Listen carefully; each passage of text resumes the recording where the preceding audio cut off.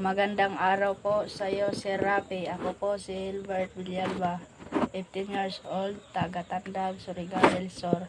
Lumalapit po ako sa inyo na sana matulungan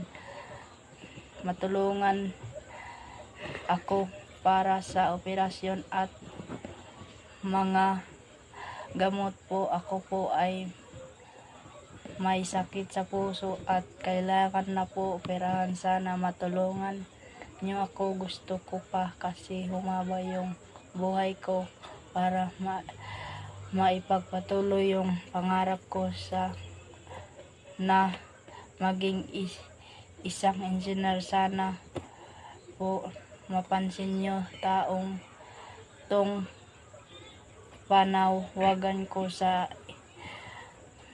iyo, sa mga taong may busilak ang puso. Kumatok po ako sa inyo na sana'y matulungan ako sa aking pagpagamot. Maraming salamat po.